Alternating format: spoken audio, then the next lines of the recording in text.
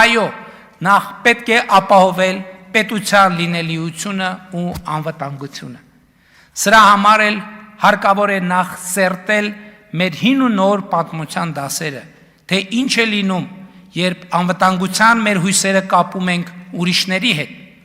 Ընդ որում, ինչպես վերը ցույց տվեցի, պարտադիր չէ, որ ուրիշները իրենց խոստացածը չանեն չարամտորեն։ Դա կարող է տեղի ունենալ պարզապես անհաղթահարելի հանգամանքների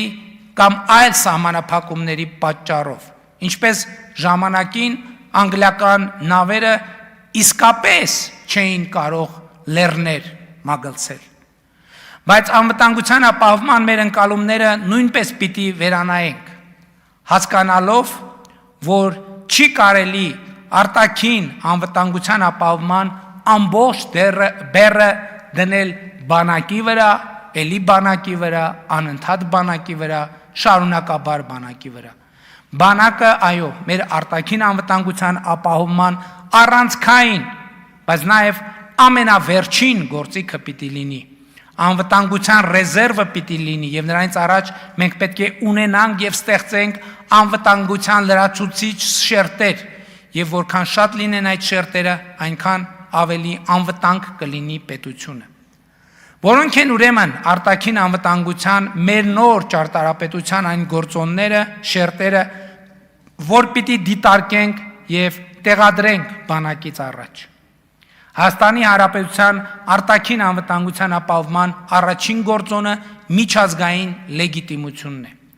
Միջազգային հանրությունը ճանաչում է Հայաստանի Հանրապետության տարածքային ամբողջականությունը Խորհրդային Միության հայկական ԽՍՀ 29743 քառակուսի կիլոմետր տարածքով։ Ինչպես արդեն ասացի, այս սկզբունքն է դրված նաև հաստատված խաղաղության հիմքում։ Հայաստանն ու Ադրբեջանը միմյանց տարածքային ամբողջականությունն ու ինքնիշխանությունը ճանաչել են հիմք ընդունելով 1991 թվականի Ալմա-Աթայի հռչակագիրը, որին միացած խորհրդային հանրապետությունները իրենց վարչական սահմաններում դարձել են անկախ պետություններ։ Չվիճարկվող, այսինքն միջազգային օրենքով լեգիտիմ տարածք եւ արտաքին հարաբերությունների մեջ լեգիտիմ դիրքորոշումներ ու ակնկալիքներ ունենալը արտաքին անվտանգության ապահովման առաջնային գործիք է։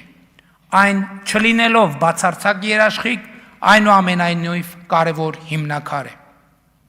Աշխարհի հետ փոխկապվածությունն է արտաքին անվտանգության ապահովման հաջորդ գործիքը։ Այս գործոնը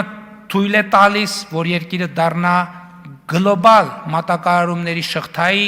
տնտեսական շրջանառության այնքան կարևոր մաս, որ նրա անվտանգությունն ու կայունությունը կարևոր դառնան բազմաթիվ այլ,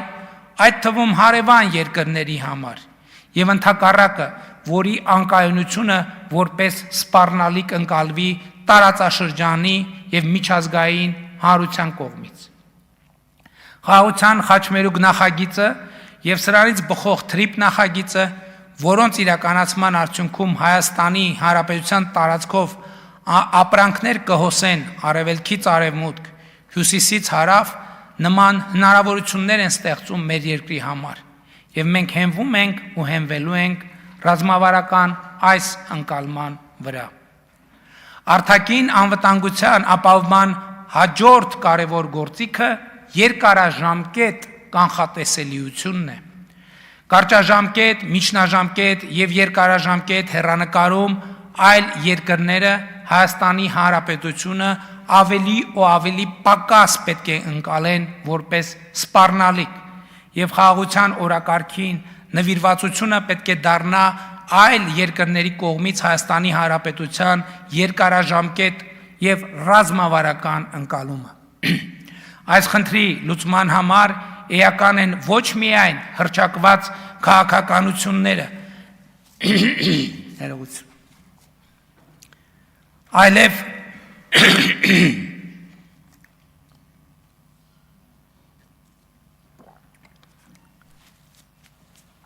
այս խնդրի լուծման համար էական են ոչ միայն հռչակված քաղաքականությունները, այլև սոցիալ հոգեբանական, կրթական, մշակութային, հանրային քաղաքական ոլորտների բովանդակությունն ու խոսույթները։ Պատմության եւ ապագայի հստակ սահմանազատումը եւ օրվա իրականության գործնական կապակցումը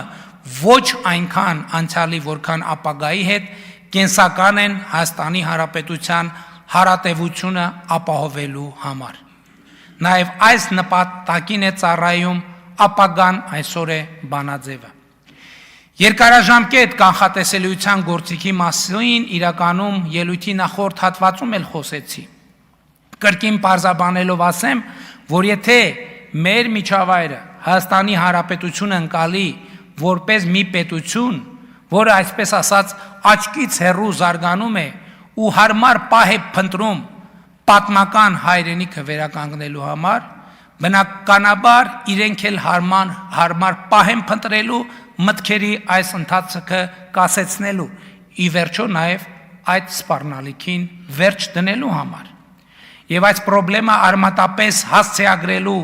եթե նույնիսկ ոչ բավարար,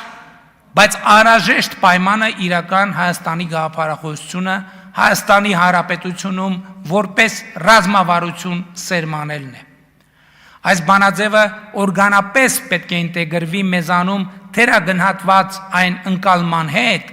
որ խաղաղությունն է անվտանգության ապահովման միակ գործուն եւ հուսալի երաշխիքը։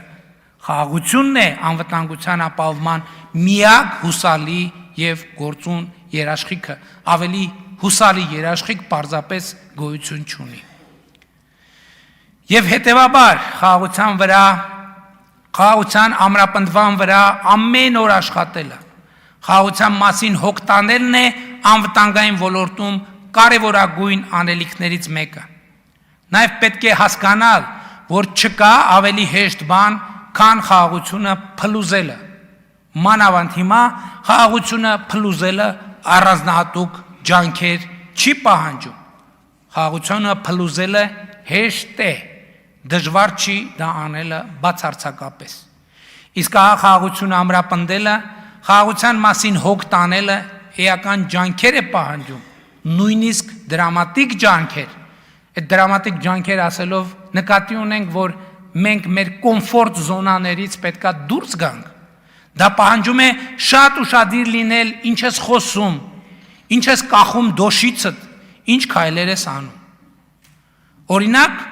Կտրիչ Ներսիսյանի ուղիղ հրահանգի ենթարկվող Էրիկա, հարգելի գործընկերներ, վերջ։ Շնորհակալ։ Դադարեցրեք, շարունակեք խնդրեմ, պարոն վարչապետ։ Ուղիղ հրահանգին ենթարկվող մի շարք հոգևորականներ, իմ տեսածն եմ ասում, սուրբ եւ անմահ պատարակների ժամանակ խորաններից կոչ են հղում Աստծուն, որ նա պահպանի Արցախի հանրապետությունը։ Այսպիսով եկեղեցին դարձնելով պատերազմի քարոզչության ինստիտուտ։ Սա ընդհանրապես շատ հետաքրքիր ֆենոմեն է։ Այս կոչերը հղում են, հետո ասում են եւ եւս խաղաղության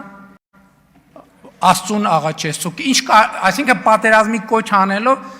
Աստծուն պետք չի աղաչել խաղաղության համար, պետք է խաղաղությանը տեր կանգնել։